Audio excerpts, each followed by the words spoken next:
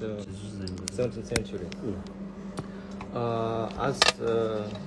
When we started to work, I mean not only me, we have a team, mixed team with historians and orientalists, because to work with documents in Russian archives so difficult. Languages, Russian language not didn't change too much like in the Turkish way. I mean, Osmanli period.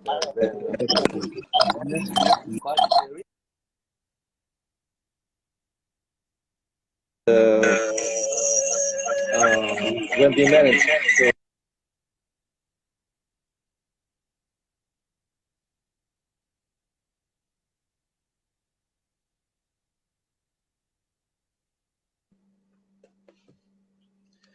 so we can read all information from these documents, all this period from, for example, from Shah Abbas to Shah Sultan Hussein. In my opinion, maybe you correct me, and not only in Russia, even in Iran, I think, not so well known. Because yes, the period of Abbas was a great period, and Iran grew up, as we all already know. But then later, period of Shah Safi, it's not well known. What is why we decided to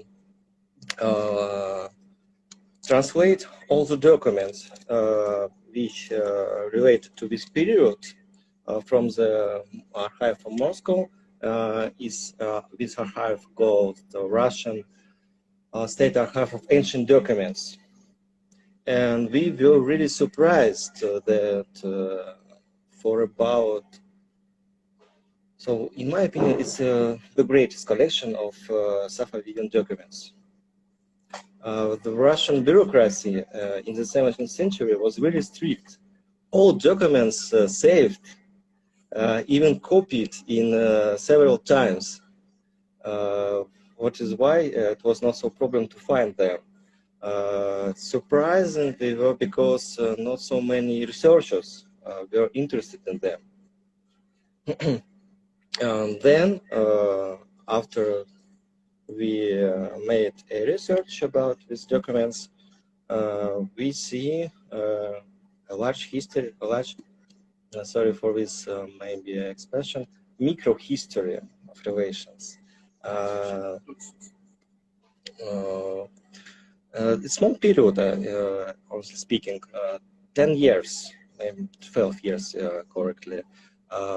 But two big embassies was in this period, and for about 6 trade representatives came. Also, they were like embassies too. So we have 3 forms of negotiation, 3 forms of embassies, I think. First of all, it's a big embassy. When came ambassador with great members of his team, he crossed the Russian border, gave to a Russian administrator on the Caucasus, it was a fortress Turkey, and he gave his, I mean the usual situation, he gave him a document from the Shah Safi, and then started this micro-history, because he should go to Astrakhan then, to Kazan then, to Moscow, and during his road, he always have some problems.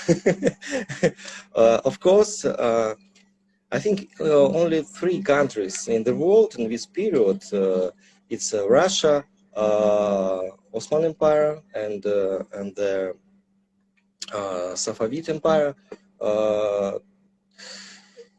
help embassies to come to capital and gave them what they need. Food, money, military help, and what they really want. In European countries, it didn't work. But to take this from the Russian administration was so difficult. But of course, according to the Tsar law, all the administrators own all these cities should give the help to the embassy. Another type of embassy is trade representatives. Their task was to bring Shah's товары, Shah Kala to the Russian Tsar and sell it, and then buy for the Shah some Russians товары снова, Kala and materials. The Shah Safi lacked more for in Russia the hunting birds. It was the most expensive thing in Russia in this period. Shah Abbas too. They always asked hunting birds. In Russia, it was forbidden to sell it anywhere. So it was in Russia we call it deficit, or forbidden to sell it was. Then another type of embassy, it's in Russia in Russian documents it calls горнец. In English way,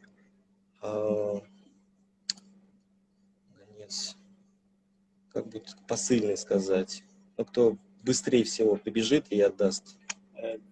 سفیر تامل اختیار. سفیر تامل اختیار. It was he actually was one with it's a small embassy. I mean. The task was only to give a document and then run away. So سفیر موقت. سفیر موقت. So all three types. Interesting. The most interesting situation was with the big embassies, because always they have so many problems because they were very large, and was so difficult for them to feed people during this period, to take horses for the road, and especially was the Russian conditions. So if we for example, came in this period to Kazan, a big distance from Kazan to Moscow, and if it's a time of spring, the road is absolutely, and you should stay and wait for 1-2 months summer, because the road will be more comfortable for go. What was interesting? So many researchers, especially in Russia, didn't like this period, I think, because they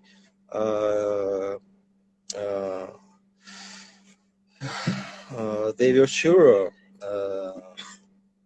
that not so was political problems. What was not so interesting? It's just economical relations to bring some to sell it and to buy and but we find a really interesting political story. It related to the last Shah Abbas period in 1924-25 in Isfahan came Shahin Girey. Shahin Girey was Crimean Kalga. Kalga, it means the second, according to hierarchy in Crimea. So was Khan, Crimean Khan, and then was Kalga. And he, Shahin Girey was conquered with Crimean Khan, and when he didn't find a support in Istanbul, he decided to came to Isfahan and ask help Shah Abbas, and for him it was no difference, Sunni, Shia. He asked the help, and Shah Abbas decided, oh it's interesting, and Shah Abbas decided to also asked help for Russians, for Shahingeri. And he started to send ambassador and ask to the Russian Tsar, in the documents we saw when I read information, to give a small army to Shahingeri, and Shah Abbas will give a small army him too. And then Shahingeri came to Crimea, and he will be there, serve not for Osman Empire, and he will start to serve to Iran and to Russia. Shahingeri started to unite people around him, but this adventure didn't start because it took so many times for him. Russians didn't want to help. And while he was waiting, Shah Abbas died, and the story is over. But example, I think it's more interesting. One of the political situation. Another, I think, when economical relations. Let me some few words for our audience in Persian. Let me please. I'll have a break. خب عرض کنم ایشون با خودشون که این کتاب اسناد تاریخی روابط ایران و روسیه در دوره شاه عباس رو آوردن که 2 هفته پیش در پترزبورگ و مسکو چاپ شده.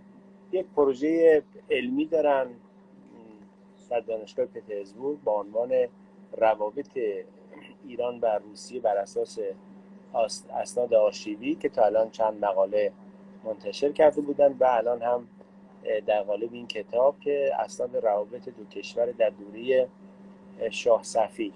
من فقط اضافه کنم که ما خب متاسفانه در ایران سرنوشت غمباری برای آرشیو داریم.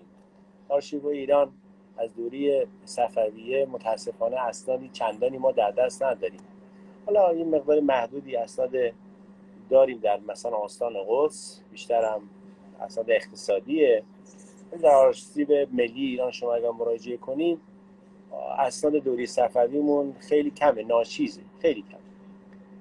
ولی آرشیوهای پیرامونی ما و از جمله آرشیوهای روسیه درباره همین موضوع روابط ایران و مثلا روسیه در دوره صفویه خیلی غنیه. اشاره هم کردن که اسناد خیلی خوب حفظ می‌کردن، برعکس ما که متاسفانه اسنادمون رو حفظ نمی‌کردیم. الان همین رویه رو داریم حفظ نمی‌کنیم. یا به هر حال آرشیو ایران در حمله افغان‌ها دچار نابودی شد. برخی گفته میشه که به زایندرود انداختن یا ایرانی‌ها یا افغان‌ها، حالا هر کدوم به دلایلی. ولی این اسناد دیپلماتیک این اسناد دیپلماتیکی که بفهمید میشه جلسه نشست علمی بفهمید اسناد دیپلماتیکی که ما داریم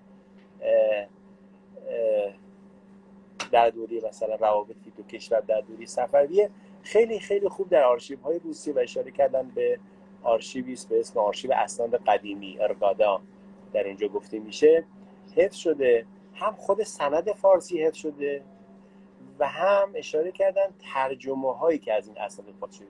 در چند دوره این اسناد فارسی ترجمه شده. حالا اگر به هر دلیلی اصل سند فارسی هم گم شده ولی ترجمه همزمان و دقیق اون متن فارسی الان در دسترسه. خب این و میتواند بخشی از خلأ اطلاعاتی ما رو درباره دوره صفویه و روابط دو کشور همین اسناد برطرف کنه. اشاره کردن به اسنادی که در این به اصطلاح کتاب هست بیشتر اسناد دیپلماتیکه، یعنی مراودات سیاسی رسمی که بین دو کشور بود. اشاره کردن به بخش اول اسناد که اسناد مربوط به سفیرایی که سفیری مقیم بودن و دراز مدت در مسکو حضور داشتن و چون هنوز پترزبورگ ساخته نشده بود مسکو پایتخت بود و اسناد مربوط به اونهاست و از نظر محتوایی هم این اسناد بخشی از اونها مربوط به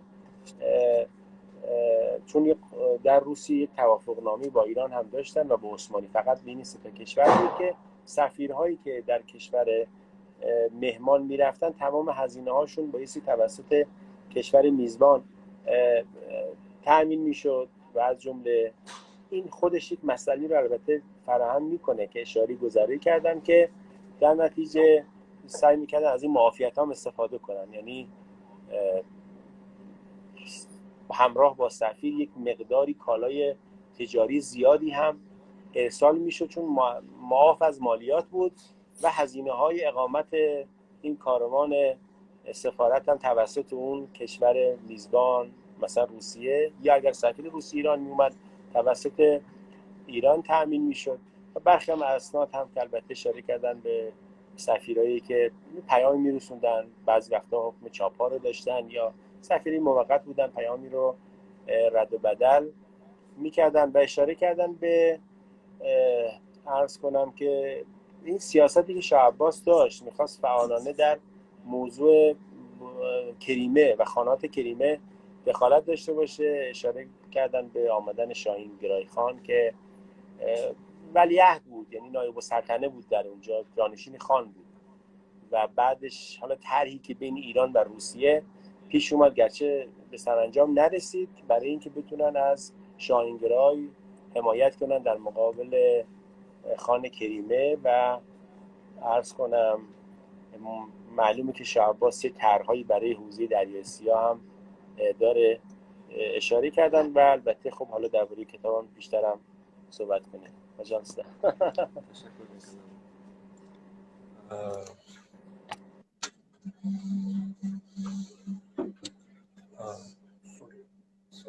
The questions, yeah, of course.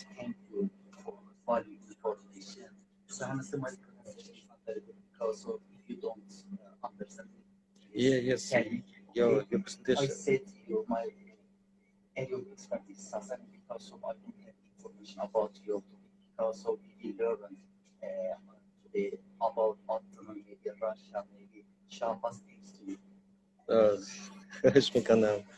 Hoş geldin. To continue to speak about documents, interesting types of documents from Shah Safi, I think. There are several types in documentary. First of all, it's Shah's nomen.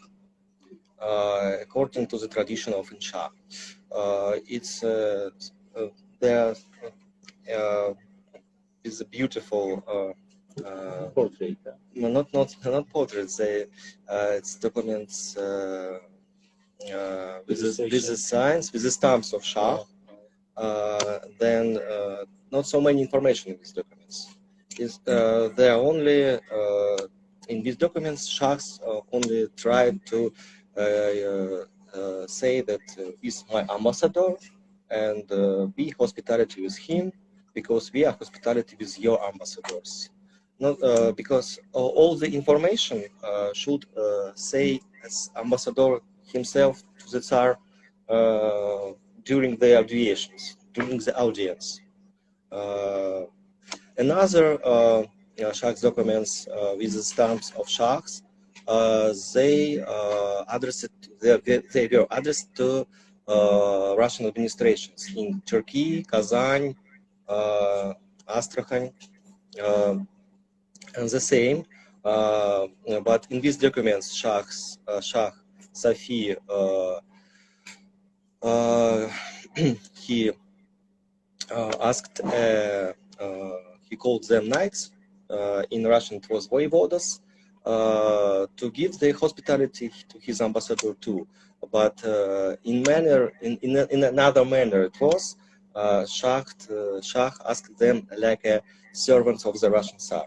So I know that you are Russian servants of the Russian Tsar. Please be hospitality with my ambassador and so on. Then another type of documents in Russia we call it челобитная, and ambassadors themselves, it's interesting. I think they usually they very often use the Russian expression челобитная.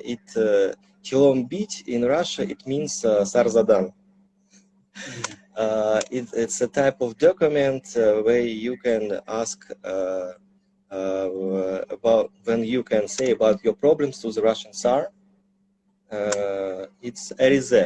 Yes. In Persian way, it's Arize. Like a Russian way, Жалоба. The ambassadors and the Shah's traders, they call themselves kupchinas, and the best Turkish word for them, they used it too, kerekerak. They always, so many Chilabitne, so many Arize were from the kerekeraks. البته کرکیرا که یک لغت مغولی مغولیه در منابع فارسی بیشتر به معنی پیشکاره، یعنی نماینده تجاریه. نماینده تجاری. And another type documents which we met is not so не так часто его встречали. تعدادشون زیاد نیست. زیاد نیست. فصول. Persian way فصول.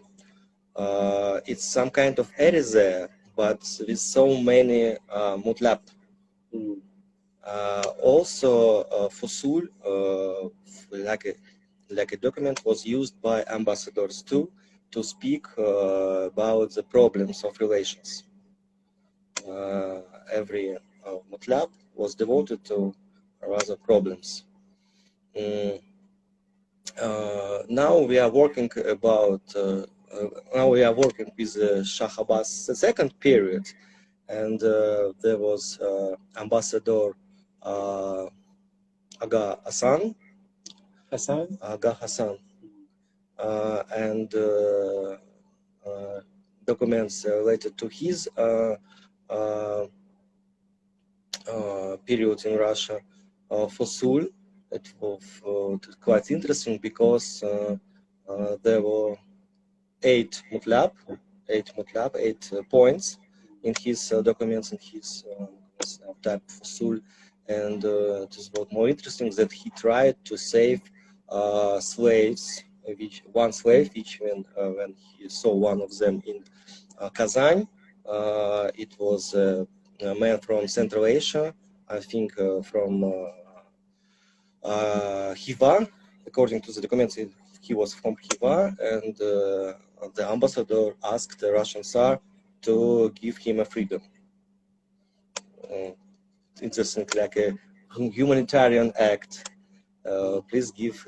So 7 points were about trade, and 8 was give. Please, I know one man. He is a slave in Kazan. He is suffering. Please give him his freedom. خب ایشون این قسمت بیشتر خب دیدین درباره نوع اسناد صحبت کرد. الان بر اون اسنادی که مربوط به احکام و حکم‌ها و استوارنامه‌ها هست، نوع دیگه از این اسنادی که اینها کار کردن عریضه ها هستن. خب عریضه درخواستی که نوشته میشه و نوعی دیگه از اسناد هم گفتن اگر خانم عطری خاطر مبارکشون باشه در کتاب آقای قائم مقام هست فصول. اینم یه نوعی از اسناد تاریخیه که بنده. مهمترین ویژگیش اینه که چند تا بند داره. حالا اشاره کردن به سندی که مربوط به سفیر ایران در دوره شاه عباس دوم اسم آقا حسن یا حسن آقا که 8 تا بند داره، 8 تا فصل داره. 7 تا فصلش درباره امور تجاری و خرید و فروش ایناست. یه بندش هم اشاره میکنه که یک غلام یا یه برده‌ای که از خیبه اومده و در کازان هست درخواست میکنه که شاه دستور آزادی اینو صادر کنه. Some words about like a resume. In my opinion, this period from Shah Abbas to Shah Safi, it's a golden period in relations Russia and Iran. Because there were united by situation in Europe and situation with the Ottoman Empire. And we see so many examples when two countries helped each other. For example, after the civil war in Russia, it was a really difficult period, 1620, 1630, when wasn't a Tsar in Russia, and we call it period of Smuta. But then came new dynasty of Romanov, and they saw that not so many money in the government, and they decided to ask help for all kings around, and only Shah Abbas gave money to the Russian Tsar. he was the first Russian creditor. It's seriously, it's a fact. Yes. Then Russians helped to Shah Abbas, or Russians helped to Shah Safi. He asked so many camels and so many horses for the war with Ottoman, which should start it, and Russians gave it with a discount, I think. Yeah, it was not like a help of friends. It was a help like a partners, you know. I mean that. Another example, and I think it's not so well known. We found it in these documents that Shah Safi helped to Russia with in Russia we called it selitra. It's chemist. It's for the порох, стрелять. Barut. With the help of baruts, and so many baruts came from Iran. It was and the components of the barut came from Iran too. We saw examples when Russian masters of cannon and rifles came to Iran, to Isfahan, and learned how to do it, and then came to Russia and started factories. So it's a strategical partnership, I think, absolutely. But it was not so long period, unfortunately. Then came Shah Abbas II, and the well-known period of short war on the North Caucasus, and the golden period was over. So at the time, Russia helped Iran about soldier equipment some baruts. روس ها درخواست کردن از ایرانی ها که نحوه کاربرد تفنگ‌های باروتی و آموزش ببینن و تکنولوژی انتقال بدن به روسیه. چون ایران شاید رابطه بهتری داشت با کشورهای اروپایی، نزدیکتری داشت و این تکنولوژی رو شاید زودتر نسبت به روس‌ها گرفتن. روس هنوز چون به اروپا خیلی وصل نیستن، به دریا آزاد راه ندارن، حتی به دریا بالتیک هم نرسیدن. در دوره پتر که خیلی میشه اول قرن 18 دیگه، از 1796 1696 تا 1725 اول قرن 18 که روس‌ها دیگه از نظر تکنولوژی و اینا خیلی پیشرفت میکنن. این قبل از اونه و روس‌ها کمتر از ایرانی‌ها انگار چیز هست. And some words about archive, I think, and documents again. In this book, 172 documents. 72, 172. Almost all of them we give in original way, you can see, and with the translation to Russian. 172 تا سند دارم که متن اصلی سند هم پیاده شده، اینجا اومده تایپ شده و ترجمه روسی سند هم اومده. like this way. آقای نکوی After your teaching presentation, can I examine your book? یا آقای نکوی ببخشید شما استاد زبان انگلیسی هستید. تازه از نیویورک اومدین داغ. آره بابا اصلا بعید.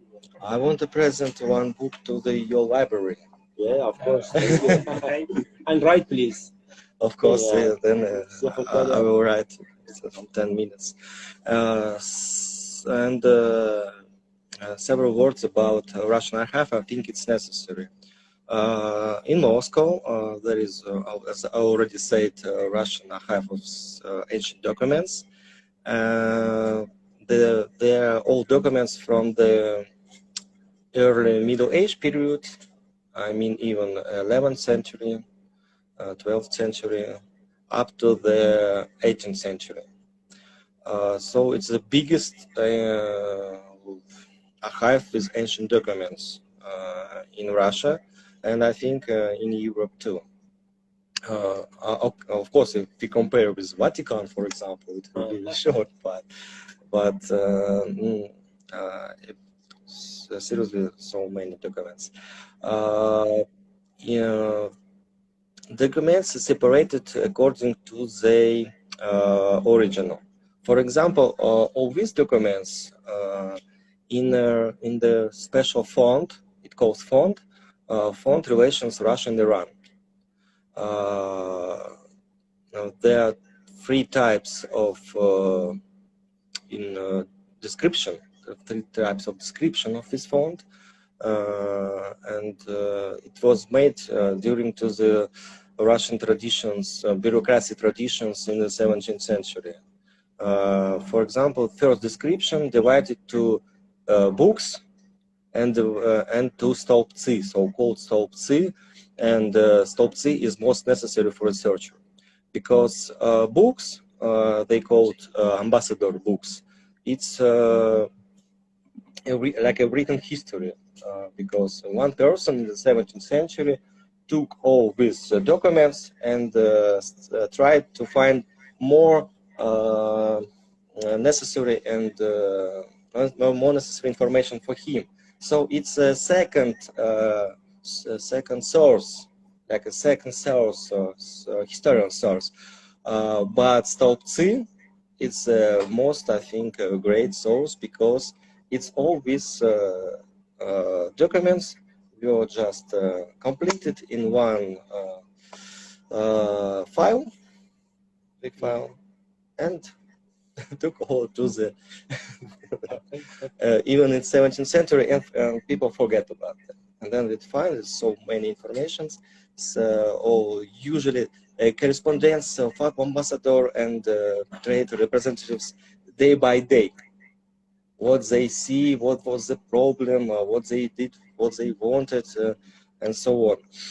What is why we tried not only to give documents, we try to give a small information about ambassador, about his story of duration period in Russia, and so on. این آرشیوی که دارن، آرشیو اسناد قدیمی اسمش که در مسکو هست، که میگن احتمالاً جزو اون بزرگترین مجموعه های آرشیو اسناد کهنه، از قرن 11-12 میلادی تا قرن 18 میلادی اسناد نگهداری میشه. حالا این آرشیو از نظر دسته‌بندی اسناد به واحدی به اسم فوند تقسیم میشه. ما در فارسی تقریبا میتونیم اصطلاح مخزن رو براش به کار ببریم، یا میتونیم اصطلاح کارتون رو هم براش به کار ببریم. در ایران مثلا در وزارت خارجه ایران کارتون میگن، در آرشیو ملی مخزن هم میگن، مخزن 1 2 3 4 یا کارتون هم میشه گفت، یعنی یک موضوع خاصه. و یک مخزنی یا یک کارتونی داریم به اسم شمارهشون 77 روابط ایران و روسیه است که خودش به 3 قسمت هم تقسیم میشه. و این بوروکراسی اداری که در روسیه قرن 17 هم بود خیلی جالبه، به خاطر اینکه سفیر بایستی مرتب مینوشت، گزارش مینوشت و مکتوب میکرد. بعضی از این سفیرایی که مثلا اومدن ایران، حالا من پرونده‌هاش رو تو همین آرشیو دیدم، مثلا 400 صفحه گزارش داره، 400 صفحه گزارش داره، 300 صفحهش فقط از اون چیزی که در ایران دیده و حیرت انگیزه. حالا مقایسه کنیم با سفیران خودمون که رفته مثلا 10 سال هم در اروپا بوده، همون دوره یا حتی دوره جدید، یه صفحه مکتوب هم نداره و چیزی باقی نمونده. ولی در اینجا اصلا الزام اداری بود که بایستی مرتب می نوشتن، گزارش بود. الان یک به هر حال گنجینیه برای پژوهش‌های تاریخی. تشکر میکنم. خواهش میکنم. اگر سوال دارید. بله، امید. Thank you. I would say first one,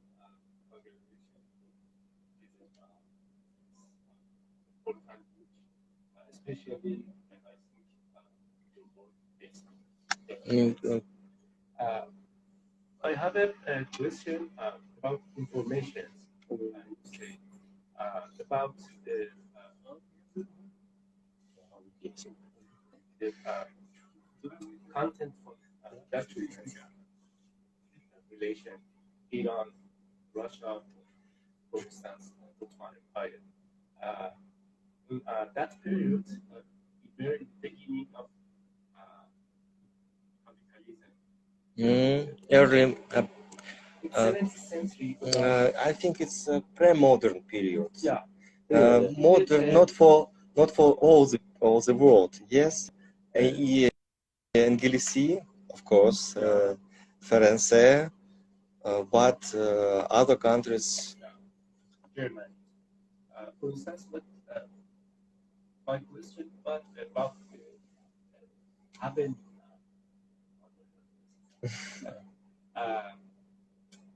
have the imagination in Russian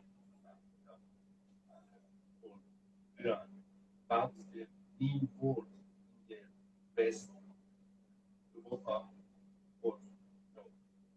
You mean how they compare Iran with other countries? Yeah, in the Orientalism, Russia, Iran. I understand. It's the same concept for West. In this period, it's for Russia. We couldn't say about Orientalism. It's Orientalism period in Russia in the 19th century, maybe from the Peter the Great time. Before Peter the Great, Russian Tsars compares themselves with other Tsars without knowing any difference. It was in East or in the West. In the picture of the world, there was so many kingdoms everywhere, and these kingdoms should have Tsars, shahs, kings, doesn't no matter, and all of them brothers, and true-weighted themselves. After Peter the Great, he decided that we are European rulers, and other they are more. So this is what we called Orientalism, I think. But before Russian Tsars, they called shahs and even Central Asia rulers brothers in their letters.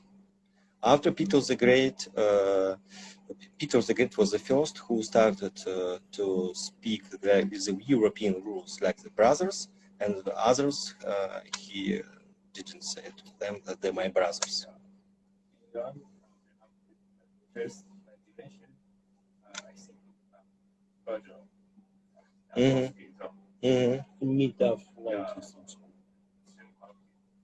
Maybe In pre-modern period, it was absolutely another picture and imagination of the world. Thank you. Thank you too. Another questions, please. I want to ask about your work process and your project. Is it Iranian-Russian relation in that period of time based on documents in that archive or documents in Russia, or you searched in other archives that Iran or Understood. We tried some to find some documents in Iran, but we didn't manage to find something interesting. Unfortunately, we tried to work in Library of Majlis and the National Library. As Agais Fatgo said during our presentation last month, not so many documents saved in Iran about this period because Afghan invasion in the Shah Sultan Hussein period in the beginning of the 18th century. یا کنیم ما درسته از نظر آرشیوی که واقعا خیلی درباره این دوره فقیر هستیم. اصلا آرشیوی اصلا اصل رو نداریم، ولی در این حال در منابعی داریم به اسم منشآت و مجموعه های نامه هایی که در دوره های مختلف همینجوری جمع آوری شده درباره همین موضوع روابط با روسیه. ما می توانیم یک سری اسناد که اسناد اصل نیستن، سوادن، رو نوشتن، کپی هایی بوده که از اونها برداشته شده در این مجموعه های منشآتی ببینیم. این مرحوم عبدالحسین نوایی بخشی از این نامه با عنوان کتاب 4 جلدی اسناد و مکاتبات تاریخی ایران رو جمع آوری کرده.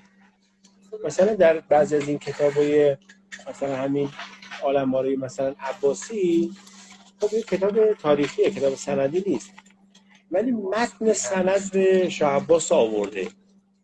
یا یا مجموعه منشآتی که آقای ملازی مثلا داره روی مجموعه منشآتی مربوط به روابط خارجی ایران کار میکنه، این صرفاً نامه‌هایی است که در دوره‌های مختلف تاریخی بین شاه یا مقامات عالی رتبه ایرانی با شاهان دیگه رد و بدل شده.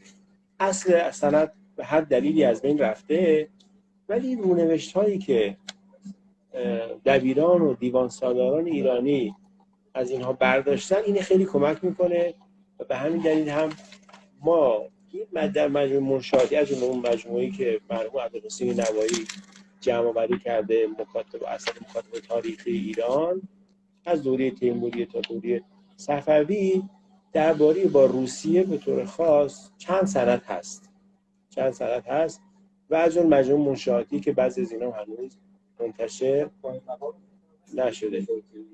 بله، اصلا بخشی از منشآت قائم مقام مربوط به روابط با روسیه است. نامه‌هایی که عباس میرزا نوشته انشای قائم مقام بوده، ولی به دستور عباس میرزا نوشته شده با فرماندهان روس. حداقل 50 تا نامه از مجموعه منشآت قائم مقام مربوط به روابط با روسیه است.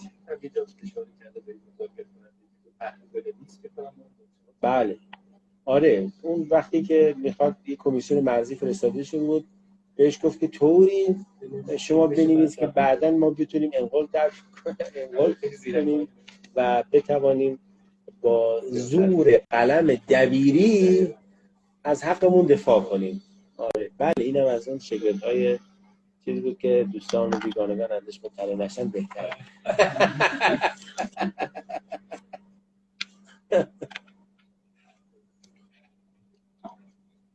آره، اینه کتاب رو